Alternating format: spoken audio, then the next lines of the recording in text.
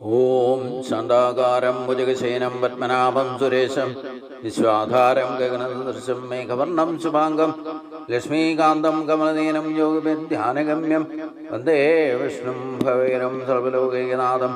ഓം നമോ ഭഗവതേ വാസുദേവായ. നമോ ഭഗവതേ വാസുദേവായ. ഓം ശ്രീകൃഷ്ണായ പരബ്രഹ്മണേ നമഃ.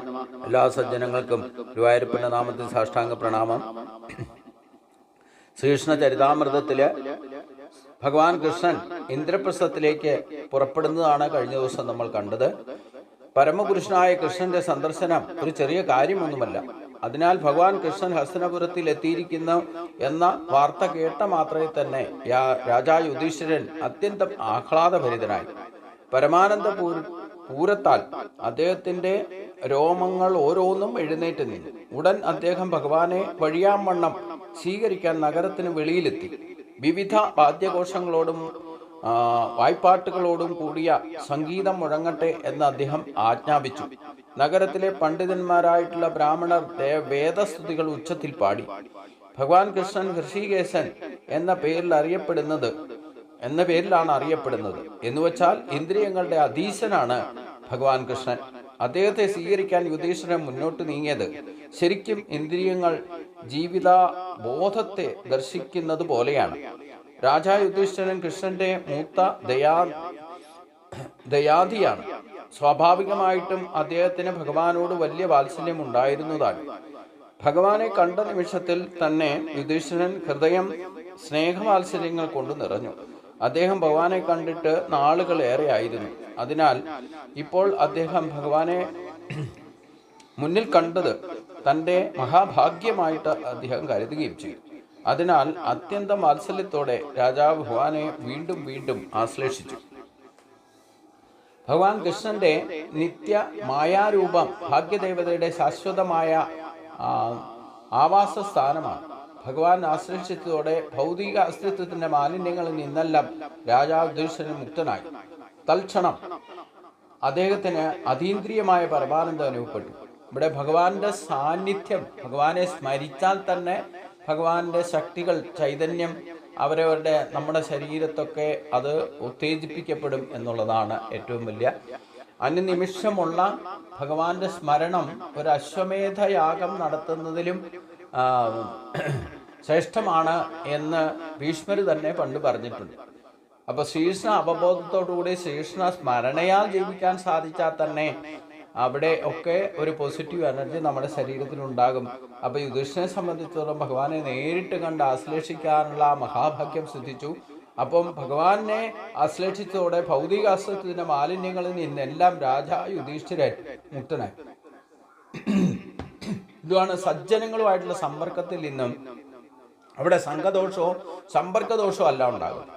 അതേസമയം ദുർജനങ്ങളുമായിട്ട് നമുക്ക് സംഗമോ സമ്പർക്കമോ ഉണ്ടായിക്കഴിഞ്ഞാൽ അതിൽ നിന്ന് നമ്മളിലേക്ക് നെഗറ്റീവ് എനർജി സ്പ്രെഡ് ആവും.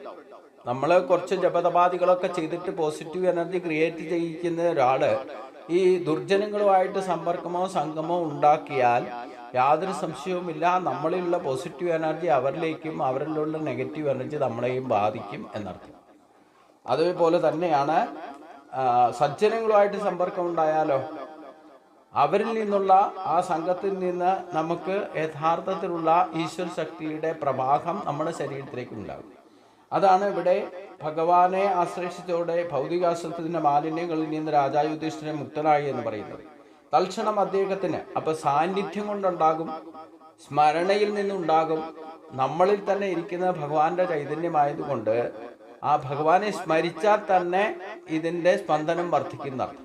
ഞാൻ സ്മരിക്കുന്ന ആ സ്ഥാനത്ത് നിന്നും അതിൻ്റെ ചലനം, അതിൻ്റെ ശക്തി നമ്മുടെ ശരീരത്തിൽ വ്യാപിക്കുന്നതും അതാണ് നമുക്ക് ഈശ്വര ശക്തി അനുഭവയോഗ്യമാക്കി തീർക്കുന്നത്.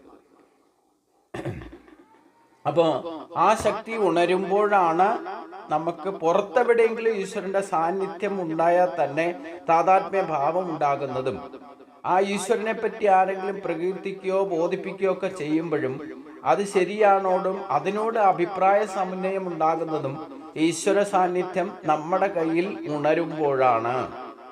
ഇത് പ്രത്യേകം ശ്രദ്ധിക്കേണ്ട കാര്യമാണ്. അപ്പൊ ഇല്ലെങ്കിൽ നമുക്ക് ആ ഈശ്വരശക്തി നമ്മളിൽ ഉണർന്നിട്ടില്ലെങ്കിൽ നമ്മൾ മറ്റുള്ളവരുടെ അവിശ്വാസിയാണെങ്കിൽ അവർ പറയുന്നത് ആവും ശരിയെന്ന് തോന്നും. അതേസമയം ഈശ്വരനെ വിശ്വസിച്ച് പോസിറ്റീവായിട്ട് എന്തെങ്കിലും ഒരു ക്ഷേത്രത്തിൽ പോയാൽ തന്നെ അതുപോലെ ചൈതന്യവത്തായ ഒരു സ്ഥാനത്ത് സന്ദർശിച്ചാലും സജ്ജനങ്ങളുടെ ഇടയിലും നമ്മൾ സഞ്ചരിക്കുമ്പോൾ അവിടെയുള്ള ഈശ്വര ശക്തിയുടെ സാന്നിധ്യം നമുക്ക് മനസ്സിലാക്കണമെങ്കിൽ നമ്മുടെ ഉള്ളിൽ ഈശ്വരന്റെ ചൈതന്യം സ്ഫുരിക്കാൻ തുടങ്ങുമ്പോൾ മാത്രമേ മനസ്സിലാവൂ. അപ്പോൾ സ്മരണയിൽ നിന്നും, ശ്രവണത്തിൽ നിന്നും, സംഗമത്തിൽ നിന്നും, സമ്പർക്കത്തിൽ നിന്നും ഈശ്വര ശക്തിയുടെ പ്രഭാവത്തെ നമുക്ക് വർദ്ധിപ്പിക്കാൻ സാധിക്കും. അതാണ് സത്സംഗത്തിന്റെ പ്രാധാന്യം. അപ്പൊ ഈശ്വരൻ നേരിട്ട് വന്നാലോ? ഇവിടെ കൃഷ്ണൻ നേരിട്ട് ജീവിച്ചിരിക്കുന്ന കാലം മനുഷ്യ ശരീരമെടുത്ത് വന്നതുകൊണ്ട് അവിടെ യുധിഷ്ഠിരനെ പോലെയുള്ളവർക്ക് ആർക്കൊക്കെയാണോ ഭഗവാന്റെ സാന്നിധ്യം നേരിട്ട് അനുഭവിച്ചറിയാൻ സാധിച്ചത് അവരുടെയൊക്കെ ഒരു മഹാഭാഗ്യം. ഇത് മാത്രമല്ല, ഭഗവാനുമായിട്ട് സ്പർശമുണ്ടാക്കാൻ സാധിച്ചാൽ, അതായത് ആശ്ലേഷിക്കുക, കെട്ടിപ്പിടിക്കുക എന്നൊക്കെ പറയുമ്പോൾ അതിൽ നിന്ന് ഭൗതിക അസ്വസ്ഥത്തിന്റെ മാലിന്യങ്ങളെല്ലാം നമ്മളിൽ നിന്ന് ഇല്ലാതെയാകും എന്നർത്ഥം. തൽക്ഷണം അദ്ദേഹത്തിന് അതീന്ദ്രിയമായ പരമാനന്ദം അനുഭവപ്പെട്ടു. അതാണ് സത്സംഗത്തിന്റെ ഏറ്റവും വലിയ ഗുണം. സുഖസാഗരത്തിൽ ആമഗ്നനായി. അദ്ദേഹത്തിന്റെ നയനങ്ങളിൽ കണ്ണുനീര് നിറഞ്ഞു. ആനന്ദ കണ്ണീരായിരുന്നു അത്. പരമ ആനന്ദ ആധിക്യത്താൽ ശരീരം വിറപുണ്ടു. താൻ ഭൗതിക ലോകത്ത് നിന്ന് ജീവിക്കുന്നതെന്ന കാര്യം പോലും അദ്ദേഹം മറന്നു. അതിനുശേഷം പാണ്ഡവരിൽ രണ്ടാമനായ ഭീമസേനൻ പുഞ്ചിരിയോടെ അമ്മ വഴിക്ക് തൻ്റെ ജ്ഞാതി എന്ന് കരുതിക്കൊണ്ട് ഭഗവാൻ കൃഷ്ണനെ പുണർന്നു. അദ്ദേഹം പരമാനന്ദത്തിൽ മുഴുകി. ഭീമസേനന്റെ ആനന്ദവും അളവറ്റതായിരുന്നു. തൽക്കാലത്തേക്ക് അദ്ദേഹം തൻ്റെ ഭൗതിക അസ്തിത്വം വിസ്മരിച്ചുപോയി. പിന്നീട് ഭഗവാൻ കൃഷ്ണൻ തന്നെ അർജുനന്റെ അടുത്തേക്ക് ചെന്നു. നകുലൻ, സഹദേവൻ എന്നീ മറ്റ് 3 പാണ്ഡവരെയും ആലിംഗനം ചെയ്തു. അപ്പോൾ ഭഗവാന്റെ സാന്നിധ്യം മാത്രമല്ല അവിടെ ഉണ്ടായത്, ഇവർക്കെല്ലാം ഭഗവാന്റെ ആ സാന്നിധ്യവും ആ ശരീരസ്പർശത്തിലൂടെ ഒരു പോസിറ്റീവ് എനർജി ചൈതന്യവത്തായിട്ട് അവർക്കെല്ലാം ഭഗവാന്റെ ആ സമ്പർക്കവും സംഘവും ഉണ്ടാക്കിയതിൻ്റെ ഏറ്റവും വലിയ പരമാനന്ദം അനുഭവിക്കാൻ സാധിച്ചു എന്നുള്ളതാണ് ഏറ്റവും ശ്രേഷ്ഠത. 3 സഹോദരന്മാരുടെയും നയനങ്ങളിൽ കണ്ണുനീർ പ്രളയത്തിൽ ആണ്ടുപോയി. ഇരുവരും ഉറ്റ സുഹൃത്തുക്കളായിരുന്നതിനാൽ അർജുനൻ വീണ്ടും വീണ്ടും കൃഷ്ണനെ ആശ്ലേഷിച്ചു. ഭഗവാൻ കൃഷ്ണൻ ആശ്ലേഷിച്ചതിനെ തുടർന്ന് ഇളയ 2 പാണ്ഡവ സഹോദരന്മാരും തങ്ങളുടെ ആദരം അർപ്പിക്കാനായിട്ടുണ്ട് ഭഗവത് പാദങ്ങളിൽ വീണ് നമസ്കരിച്ചു. അതിനുശേഷം അവിടെ സന്നിഹിതരായിരുന്ന ബ്രാഹ്മണർക്ക് ഭഗവാൻ കൃഷ്ണൻ സാദര പ്രണാമങ്ങൾ അർപ്പിച്ചു. അതുപോലെ തന്നെ ഭീഷ്മർ, ദ്രോണർ, ധൃതരാഷ്ട്രർ തുടങ്ങിയ കുരു വൃദ്ധന്മാരെയും സാദരം വണങ്ങി. അവിടെ കുരു, സഞ്ജയ, കേകയം തുടങ്ങി പല പ്രദേശത്തു നിന്നുമുള്ള രാജാക്കന്മാരും ഉണ്ടായിരുന്നു. ഭഗവാൻ കൃഷ്ണൻ അവരുടെയൊക്കെ പ്രണാമങ്ങൾക്ക് ആശംസകൾക്കും യുക്തമായ രീതിയിൽ അഭിവാദ്യം ചെയ്തു. സൂതന്മാർ, ഭഗവാൻ മാഗധന്മാർ, വന്ദികൾ തുടങ്ങിയ ഗായകർ ബ്രാഹ്മണരോട് ചേർന്ന് ഭഗവാൻ ആദരപൂർവ്വമുള്ള പ്രാർത്ഥനകൾ അർപ്പിച്ചു. ഗന്ധർവന്മാർ തുടങ്ങിയ കലാകാരന്മാരും ഗായകന്മാരും വിദൂഷകന്മാരും ചെണ്ട, ശംഖ്, പെരുമ്പറ, വീണ, മൃദംഗം, കുഴൽ തുടങ്ങിയ വാദ്യപ്രയോഗങ്ങൾ തുടങ്ങി. ഭഗവാനെ പ്രീതിപ്പെടുത്താനായിക്കൊണ്ട് അവർ നൃത്തവും ആരംഭിച്ചു. ഇപ്രകാരം സർവദാ കീർത്തിമാനും പരമപുരുഷനുമായിരിക്കുന്ന ഭഗവാൻ കൃഷ്ണൻ എല്ലാ തരത്തിലും ഐശ്വര്യപൂർണമായിട്ടുള്ള ഹസ്തിനപുരം എന്ന മഹാനഗരത്തിൽ പ്രവേശിച്ച് ഭഗവാൻ കൃഷ്ണൻ നഗരത്തിൽ പ്രവേശിക്കുമ്പോൾ തന്നെ എല്ലാവരും അദ്ദേഹത്തിൻ്റെ അതീന്ദ്രിയമായ നാമം, രൂപം, ഗുണം എന്നിവയെപ്പറ്റി പ്രശംസിക്കുകയും മഹിമ, അതിരേകത്തെക്കുറിച്ച് പരസ്പരം സംസാരിക്കുകയും ചെയ്തിരുന്നു. ഇവിടെയാണ് ഈ ഒരു ആഘോഷത്തിൻ്റെ പ്രതീകാത്മക. മഹാഭാരതത്തിൽ ഇല്ലാത്തതൊന്നും ലോകത്ത് നിന്നില്ല, ഇന്ന് ഇല്ലാത്തതൊന്നും മഹാഭാരതത്തിലും ഇല്ല എന്നർത്ഥം. അപ്പോൾ ഇന്ന് നമ്മൾ ക്ഷേത്രങ്ങളിലൊക്കെ ആചാരാനുഷ്ഠാനങ്ങളുടെ ഭാഗമായിട്ട് ഈ പൂരാഘോഷം, ഉത്സവാഘോഷമൊക്കെ നടക്കുന്നുണ്ടെങ്കിൽ ഇതിൻ്റെ ഒരു പ്രതീകാത്മകമായിട്ടാണ്. അപ്പം പൂജ നടക്കുന്ന ഭഗവാന്റെ ആ പോസിറ്റീവ് എനർജി അവിടെ ആ ക്ഷേത്രാങ്കണത്തിൽ നിന്ന് ഏറ്റവും കൂടുതൽ ശക്തി ശ്രീകോവിൽ പ്രതിഷ്ഠിച്ചിരിക്കുന്ന സ്ഥലം തൊട്ട് ബലിക്കൽ സ്ഥാപിച്ചിരിക്കുന്ന അവിടം വരെ എന്ന് പറയും. ഇത് മാത്രമല്ല, ക്ഷേത്രത്തിലും അതിൽക്കകത്തേക്ക് തന്നെ അതിൻ്റെ ആ പോസിറ്റീവ് എനർജിയുടെ സാന്നിധ്യത്തിൻ്റെ പ്രവാഹം നിരന്തരം ഉണ്ടായിക്കൊണ്ടിരിക്കും. അപ്പോൾ ഈ ഉത്സവങ്ങളൊക്കെ നടക്കുമ്പോൾ അതിൻ്റെ ഊർജം വർദ്ധിപ്പിക്കുന്നതിന് വേണ്ടിയിട്ടാണ് ഈ ആചാരാനുഷ്ഠാനങ്ങളും ഇല്ലെങ്കിൽ പൂജാതി കർമ്മങ്ങളും ഒക്കെ. പ്രത്യേകിച്ചും കേരളത്തിലെ ആചാരാനുഷ്ഠാനങ്ങളെപ്പറ്റി നമ്മൾ ശരിക്കും ഗഹനമായിട്ട് ഗവേഷണം നടത്തി പഠിക്കേണ്ടതുണ്ട്. കാരണം ഇവിടെ നടക്കുന്ന മറ്റുള്ള ദേശങ്ങളിൽ പഞ്ചദ്രാവിഡ ദേശമായിക്കോട്ടെ, പക്ഷെ കേരളത്തിലെ ക്ഷേത്രാചാരങ്ങൾ പരശുരാമനാ ചിട്ടപ്പെടുത്തിയതും ശങ്കരാചാര്യർ അത് കുറച്ചുകൂടെ ദൃഢത ഉറപ്പിച്ചു തന്നിട്ടുണ്ട്. ഇതൊക്കെ ശരിക്കും പറഞ്ഞ ക്ഷേത്രാചാരങ്ങളെ ഈ ഈശ്വര സാന്നിധ്യത്തിന്റെ പോസിറ്റീവ് എനർജിയെ ചൈതന്യം വർദ്ധിപ്പിക്കുന്നതിന് വേണ്ടുന്ന ഉതകുന്ന രീതിയിലാണ്. അത് പലതരത്തിലുള്ള ഭക്തജനങ്ങളുടെ പ്രവാഹം ഉണ്ടാകുമ്പോൾ, ഇല്ലേ ഒരു ഉത്സവം കഴിയുമ്പോൾ അവിടെയൊക്കെ ചൈതന്യം ഉണ്ടാവുകയും കൂടുതൽ വർദ്ധിക്കുകയും ചെയ്യും. അതോടൊപ്പം ചൈതന്യം ക്ഷയിക്കുകയും ചെയ്യും. കാരണം പലതരത്തിലുള്ള ആൾക്കാരുമായിട്ടാണ് അവിടെ ആ ക്ഷേത്രാങ്കണം മുഖരിതമാകുന്നത്. അപ്പൊ അതിൽ നിന്നും ചൈതന്യം വർദ്ധിക്കും ഒരു സൈഡില്, പക്ഷേ ഈ വിശ്വാസികളല്ലാത്തവരും വരാനിടവരും. അപ്പൊ യഥാർത്ഥത്തിൽ ദുർജനങ്ങൾ അവിടെ വരാനിടവരും. പലതരത്തിലുള്ള കലി ബാധിച്ചവരായിട്ടുള്ളവരും ക്ഷേത്രത്തിന്റെ ഉത്സവത്തിലൊക്കെ പങ്കെടുക്കും. അപ്പൊ അതിൽ നിന്ന് ചൈതന്യ ക്ഷയവും ഉണ്ടാകും. അപ്പൊ ചൈതന്യത്തെ വീണ്ടും വീണ്ടും വർദ്ധിപ്പിക്കുകയും അതിനെ ഉയരത്തിലേക്ക് ഉയർത്തിക്കൊണ്ടുവരികയും വേണ്ടിയിട്ടാണ് ആചാരാനുഷ്ഠാനങ്ങളെ ചിട്ടപ്പെടുത്തിയിരിക്കുന്നത്. പൂജാതി കർമ്മങ്ങളും ശുദ്ധിയും എന്നൊക്കെ പറയുമ്പോൾ അതിനെല്ലാം ഒരു ഉദ്ദേശ ലക്ഷ്യവും അവിടെ ചൈതന്യ വർദ്ധനയാണ് ഉദ്ദേശം.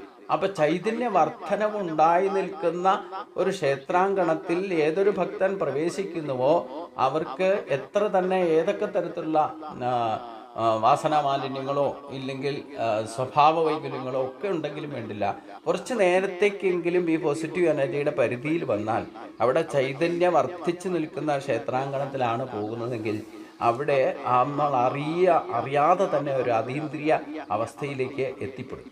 ഒന്നും മനസ്സിലാക്കിയിട്ടൊന്നുമില്ല, പക്ഷെ പൂർണ്ണമായിട്ട് തിരിച്ചറിയാതെ ആണെങ്കിൽ പോലും നമ്മൾ ദുഃഖിതനായിട്ടുള്ള അശാന്ത മനസ്സോടുകൂടി പോകുന്ന ഒരാൾ ഒരു ക്ഷേത്രദർശനം നടത്തി വരുമ്പോൾ യാതൊരു സംശയവുമില്ല അവർക്കൊരു പ്രസന്നഭാവമില്ലേ, സമാധാനം താൽക്കാലികമായിട്ടെങ്കിലും ഉണ്ടാകാനിട വരുന്നർത്ഥം. അതെന്തുകൊണ്ടാണെന്ന് വെച്ച് കഴിഞ്ഞാൽ അവിടെ ചൈതന്യത്തിൻ്റെ പ്രത്യേകതയാണ്.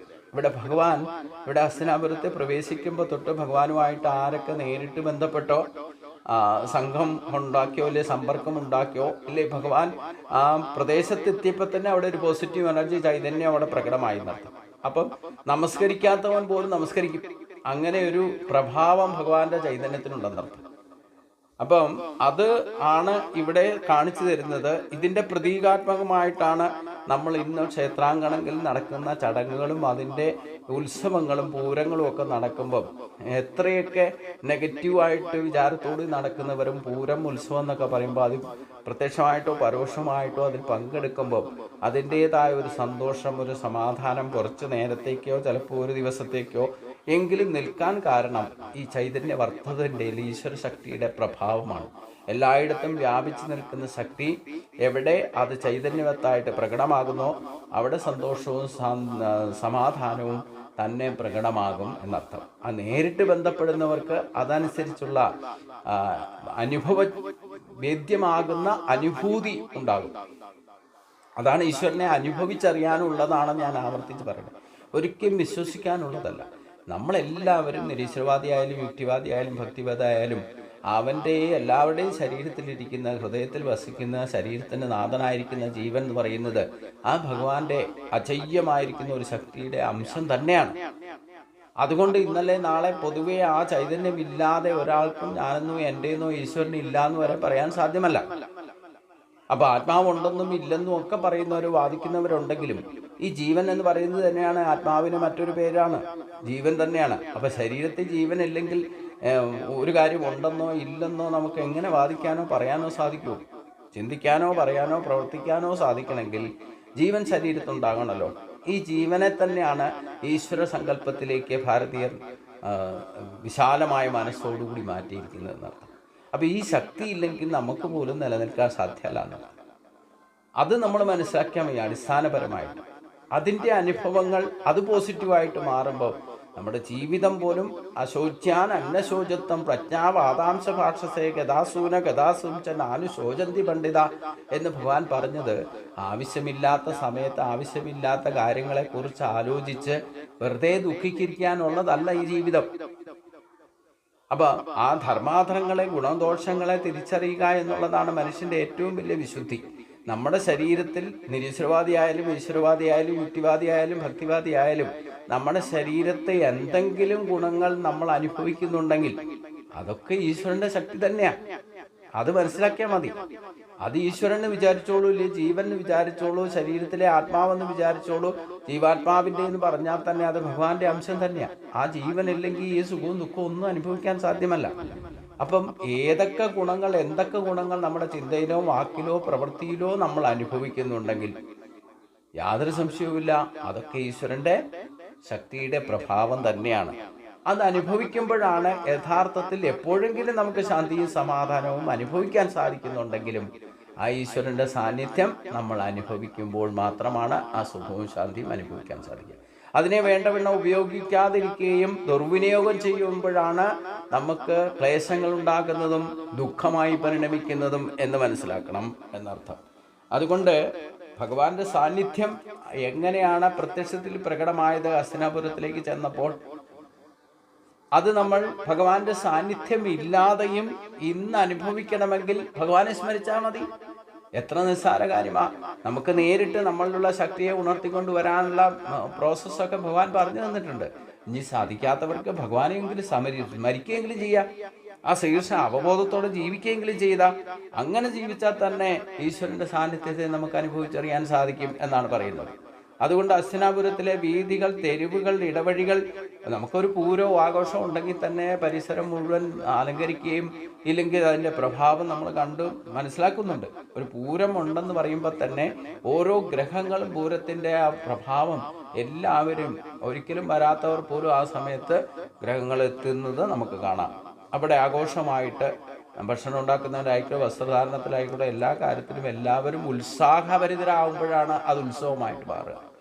അതുകൊണ്ട് എല്ലാ വിധത്തിലും വീടുകളും നഗരവീഥികളും എല്ലാം അലങ്കാരഭൂഷിതമായിരിക്കുന്നു. ഓരോ ഗ്രഹവും പ്രകാശപൂർണമായിരിക്കുന്നു. ദൂരക്കാഴ്ചയ്ക്ക് ദീപങ്ങളിൽ നിന്ന് രശ്മികൾ, ദീപാവലി മഹോത്സവത്തിൻ്റെ പ്രഭാവം അവിടെ പ്രകടമായി എന്നർത്ഥം. ഇതിൻ്റെ അടുത്ത ഭാഗം നമുക്ക് അടുത്ത ദിവസം കാണാം. എല്ലാവർക്കും നമസ്കാരം.